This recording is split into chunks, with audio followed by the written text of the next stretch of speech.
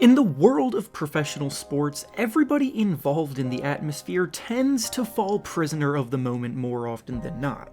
Year after year, month after month, week after week, and even day by day, we see overreactions, short-minded takes, and overblown stances by people that follow the sport, and the way the players are viewed can change in a moment's notice. None of this is a good thing, by the way, so don't think that I'm defending this, because I'm not at all. But I'm just calling it how I see it, because a lot of fans almost always have a "what have you done for me lately" kind of mindset. If there's one player that this applies to in a blatantly obvious way, it's Rajon Rondo of the Los Angeles Clippers, which brings us to the topic of today's video. Today, we'll be discussing how Rondo has become one of the most polarizing players year after year, why a lot of the takes regarding Rondo's game have been kind of ridiculous over the years, how important he is going to be to this Clippers team, and why it's time to officially put to rest the lazy narrative surrounding him.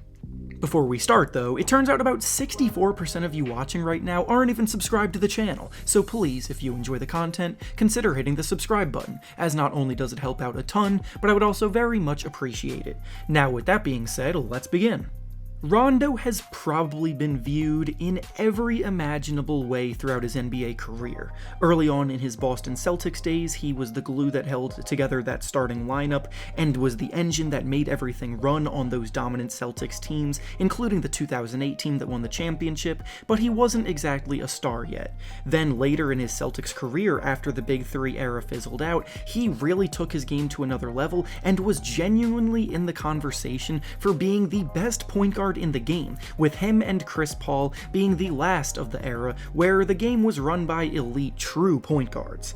When his time as a Celtic ended, that's when his time viewed as one of the greats ended as well, unfortunately, because it's been pretty rocky and up and down since. It started when he was traded to Dallas in 2015, and he really butted heads with coach Rick Carlisle. Both Rondo and Carlisle have come out afterwards and acknowledged that it just wasn't a good fit for either side, because if there's one thing you need to know about Rondo, is that he's a brilliant basketball mind, but he also knows it. So while having an incredibly high basketball IQ is definitely a positive, if he feels as though the team isn't playing the right way, he will let it be known, even if that disagreement comes with his coach. Rondo's ability to make plays, see the floor, anticipate what the defense will do, and set those around him up perfectly have been what makes him one of the best playmakers in recent history, and he's led the league in assists 3 times in his career to back that up. On top of that, he's also the ultimate competitor, and in the biggest moments, he is who you want on your side, because he will do whatever it takes to win. He turns up on defense, he hounds opposing ball handlers and makes life hell for them, he forces turnovers, and he is always up for a challenge. The problem, though, especially as he's gotten older, is that he's admittedly not always going to bring it like that, especially if the motivation to do so is not there, and that's why his reputation has shifted more towards the negative side on several occasions. Younger Rondo could bring it night in and night out, but age hits everybody, and Rondo is just no longer the kind of player who's built for mediocre teams. For proof, just ask Laker fans how they felt about him over the course of most of his time with the team for the last 2 years. In his first year with the Lakers, he really didn't seem to be a good fit at all with them. Not only did his overall skill set clash with players like LeBron James and at the time youngster Lonzo Ball, who were both obviously going to be the primary initiators of the offense, but the team also just wasn't very good that first year either. An injury to LeBron in that first season in LA killed off their playoff chances, and admittedly, Rondo could be a bit of a negative out on the court, so I see why frustration with his play grows at times. But alternatively, as I said before, you can literally always count on him to turn up in the games that matter, being the playoffs. After fans complained about Rondo again all of last season, the Lakers entered the playoffs needing someone to step up alongside LeBron and Anthony Davis in order for them to accomplish their ultimate goal of a championship. And surprise, surprise, Rondo was the man who did so. He hit countless big-time shots in clutch moments, his playmaking was tremendous, and he was attacking and creating at a high level. He shot 40% from 3, which is not something anyone ever expects from Rondo at all. He locked up on defense, and he was clearly the third best player on the Lakers for the entirety of the playoffs last year. The phrase flip the switch gets thrown around quite a bit, meaning that players are able to take their game to another level when necessary, and Rondo is the epitome of that phrase. Not only last year is this the case, Rondo's been doing this literally his entire career. For example, again, when he was with the Pelicans in 2017, he did the same thing in the playoffs where the two-man game between him and Anthony Davis really turned up a notch. He played a massive role in the Pelicans sweeping the Trailblazers in the first round that year, and Rondo even led that entire playoffs in assists per game.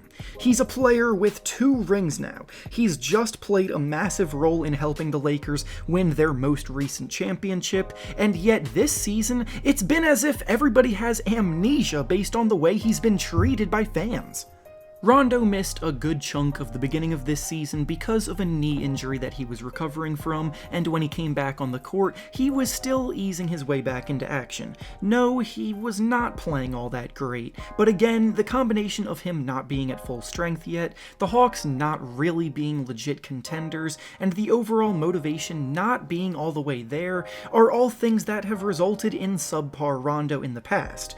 When he got traded to the Clippers at the trade deadline this year, I genuinely felt like I was the only one under the impression that it was a phenomenal move for both sides, because as always, people looked at his performances with the Hawks and took them at face value and said he's finished. Guess what? Rondo's been written off and labeled as finished for years now, and yet here he still is. The entire reason I'm making this video is because of the absurdity of how often Rondo gets written off, only to prove everyone wrong when it matters, because it's as if people just never learned their lesson when doubting him time and time again. Now he's been on the Clippers for about 9 games, and wouldn't you believe it, with a little bit of motivation playing on a real contender, he has been unbelievable. In those 9 games that he's played with the Clippers so far, they have won 8 of them, with the only loss being to the first place Sixers. And when Rondo is on the court, the Clippers have been outscoring teams by a whopping 21.4 points per 100 possessions, which is 15 points better than normal for the Clippers. His impact has been exactly what the Clippers have needed, because the point guard position has always been their weakest spot. Kawhi Leonard and Paul George are phenomenal scorers of the basketball, but they've probably had to handle the ball a lot more than they should, and they really aren't guys who should be forced to handle the responsibilities of running the offense and playmaking for others. Bringing in a player like Rondo to make their lives easier, who has championship experience, elite basketball IQ, a pass-first mentality, and the it factor to take a team to the next level, it's a fit I was calling for even in the offseason when Rondo was a free agent.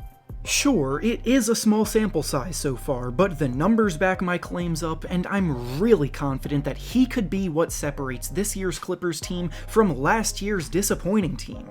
Because of what happened last year, nobody's really going to trust the Clippers until they prove the world wrong about them, but making the move to go get Rondo should be exactly what they needed. To conclude, Rondo is a very unusual player, and you can't really judge him based on the box score numbers. When you put him in a high-pressure atmosphere on the biggest stage, he steps forward, and that mentality rubs off on those around him. And for a team like the Clippers, who were labeled as mentally weak after last year's collapse, he is exactly what they needed. And with that being said, that's all I have for you today. Make sure to like the video, subscribe to the channel, and comment down below how far you think Rondo can help the Clippers get this year in the playoffs. Thanks for watching, and I'll see you all next time.